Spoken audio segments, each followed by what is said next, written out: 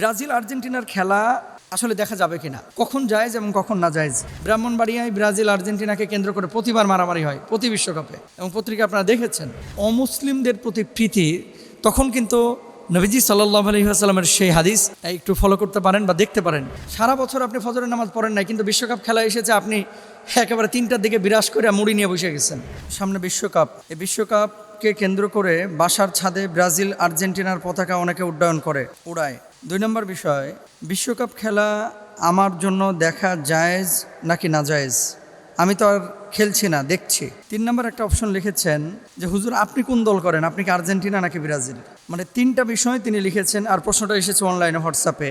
আপনারা জানেন যে আজকে যে প্রশ্নের উত্তরগুলো আপনারা অনেক সময় শুনেন সোশ্যাল মাধ্যমে, এবং যারা সামনে থেকে দেখেন আলোচনা করছি, ঘোষণায় থাকে যে আপনারা অনলাইনে প্রশ্নগুলো পাঠাবেন, আমরা আলোচনা করবো ইনশাল্লাহ, এবং জুমার আগে এই প্রশ্নোত্তরগুলো আমরা করি। তো 3টি প্রশ্ন, এই 3টি প্রশ্নের আলোকপাত আমি করার চেষ্টা করব, অবশ্যই শরিয়ার আলোকে। 1 নম্বর হচ্ছে যে বাসার ছাদে ব্রাজিল আর্জেন্টিনার পতাকা কেউ যদি উড্ডয়ন করে, দেখেন কোনো ভূমির কোনো দেশের পতাকার কিন্তু কোনো দোষ নেই। একটা দেশের আইডেন্টিটি, একটা শায়ার, একটা চিহ্ন পতাকা বহন করে। অ্যাজ মুসলিম, যতক্ষণ পর্যন্ত কোনো পতাকা অথবা কোনো একটা কাজ, আপনার কাজ গুনাহের সাথে সম্পৃক্ত না হবে, ততক্ষণ পর্যন্ত শরিয়া সেখানে হারাম বলে না বা শরিয়া সেটাকে নিষিদ্ধ করে না। এখন পতাকা যদি আপনি নিছক ভক্ত এই জন্য আপনি ওঠান, তাহলে এটা কবিরা গুনাহ হবে, ব্যাপারটা এরকম না। তবে যদি এখানে এমনটা হয়ে থাকে যে দেশটাকে আমি এত ভালোবাসছি বা আপনি এত ভালোবাসছেন যে যেই দেশকে ভালোবাসতে গিয়ে আপনার নামাজের কোনো খবর নাই, আপনি জুয়ায় নিমজ্জিত হচ্ছেন, আপনি অহেতুক কাজকর্মে লিপ্ত হচ্ছেন, গালমন্দ করছেন,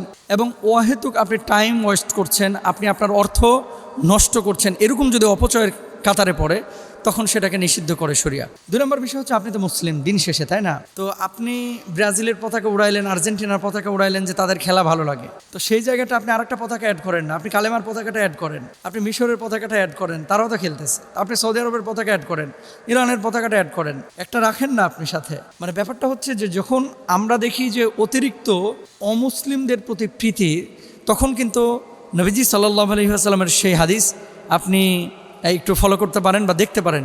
মান তাশাব্বাহা বিকওমিন ফাহুয়া মিনহুম, যে জাতির সাদৃশ্য অবলম্বন করলো সে জাতির অন্তর্ভুক্ত হয়ে গেল। এই জন্য প্লিজ কেউ যদি আপনারা এই কাজগুলো করেন, পতাকা যারা উড়িয়েছেন পাশাপাশি মুসলিম দেশগুলোর পতাকা উড়ান। আর এটা আমার কাছে মনে হয় অপচয়। আপনি একটা দেশকে ভালোবাসেন বা সেই দেশের খেলা পছন্দ করেন, পতাকাটা কিনছেন 300 টাকা দিয়ে বা কিনছেন 400 টাকা দিয়ে। অনেকে তো গোটা এলাকা জুড়ে পতাকা বানায় তারপরে রেকর্ড করতেছেন, কয় যে 1/2 কিলোমিটার দীর্ঘ পতাকা বানিয়েছেন। তো এটা তো অপচয় ভাই। ইন্নাল মুবাযযিরিনা কানু ইখওয়ানাশ শায়াতিন, নিশ্চয় অপচয়কারীরা শয়তানের ভাই। এজন্য কোনো পতাকা যেন এমনটা না হয় যেটা অপচয়ের কাতারে পড়ে যায়, এবং আপনার আর্থিকভাবে এই টাকাটা আপনি যদি গরিব মিসকিনকে দিতেন, আপনি যদি চ্যারিটির কোনো কাজে দিতেন, আপনি যদি দিনের কোনো কাজে খরচ করতেন, এটা কিন্তু কাজে লাগতো। এবার আসেন 2 নম্বর পয়েন্ট, ব্রাজিল আর্জেন্টিনার খেলা আসলে দেখা যাবে কিনা, কখন জায়েজ এবং কখন না জায়েজ।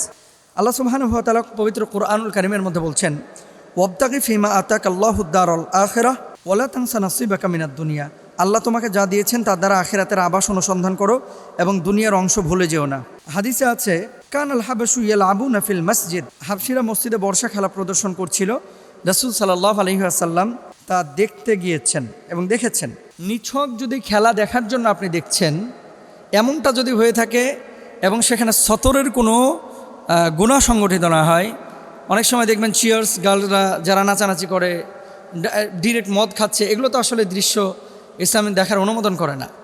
শুধু খেলা যদি হয়ে থাকে এবং সতর উন্মুক্ত না থাকে, দেখার জন্য আপনি দেখতে পারেন, কিন্তু শর্ত আছে কিছু। সেটা কি? এবার যেমন বিশ্বকাপ আমি দেখলাম ফিক্সচারে খেলা হবে, এবার ম্যাক্সিমামই হচ্ছে ফজরের ওয়াক্তে, ভোরবেলায়।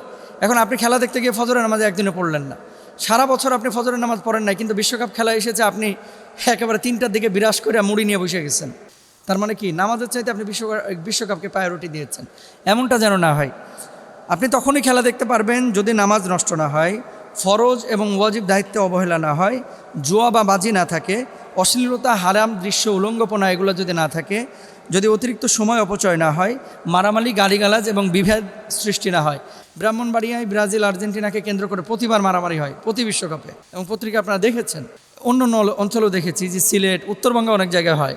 তো এই ধরনের ফিতনা ফ্যাসাদ যদি থাকে তাহলে কোনোভাবেই খেলা দেখা যাবে না। আর এগুলো না থাকলে শুধু বিনোদনের জন্য যদি আপনি শরিয়া লঙ্ঘন না করে দেখেন, আপনি দেখতে পারেন। এরপর আসেন যে কখন আপনি গুনাহ হবে না। যখন এই কাজগুলো আপনি মেনটেন করবেন তখন গুনাহ হবে না। আর যদি নামাজ ছেড়ে সারাক্ষণ নিয়ে বসে রয়েছেন তাও অবশ্যই তো আপনার গুনাহ হবে। আর লাস্টে উনি লিখেছেন যে হুজুর আপনি কোন দল করেন, আপনি ব্রাজিল নাকি আর্জেন্টিনা? তো এখন আপনারা কিন্তু বলবেন যে হুজুর আপনারা আর খেলাধুলার বুঝেন কি? খেলাধুলা কিন্তু মোটেও কম পারি না, এবং নিজেও খেলেছি, ক্রিকেট খেলেছি, ফুটবল খেলেছি। ছোটোবেলায় যখন বুঝতাম না তখন একটা অমুসলিম দেশকে সমর্থন করতাম। কোনটা করেছি সেটা ভিতরে থাকুক। এখন আমাদের ধ্যান, জ্ঞান, মন, মস্তিষ্ক সব কিছু হচ্ছে দিন কেন্দ্রিক। এজন্য আমি ইসলামের দল করি, মুসলমানদের দল করি। খেলার ক্ষেত্রে মুসলিম দেশগুলো যদিও দুর্বল, তারপরেও এই মুসলিম দেশগুলোকে সমন্বিতভাবে আমি সমর্থন করি। পাক্ষিকভাবে আমি কোনো দলকে ওইভাবে সমর্থন করি না যেভাবে আপনারা করেন। এবং ওই হাদিসের ভয় যে আমি রোনাল্ডোকে ভালোবাসি, মেসিকে ভালোবাসি। এখন ভালোবাসা যদি এমন হয় যে আমার নবীর চাইতে বেশি হয়ে যাচ্ছে, যেটা আমাদের যুবকরা করে, যেটা আমাদের মেয়েরা করে, আমাদের ছেলেরা করে, যে একজনকে আরেকজনকে এত ভালোবাসে যে ভালোবাসাটা একেবারে পৃথিবীর সবচেয়ে বেশি ভালোবাসা, তো আমি আল্লাহর কাছে কী জবাব দেবো? আমার কাছে সবচেয়ে প্রিয় হচ্ছে আমার আল্লাহ এবং আল্লাহ রাসূল, এবং আল্লাহ রাসূলকে যারা ভালোবাসে আমি তাদের দল করি।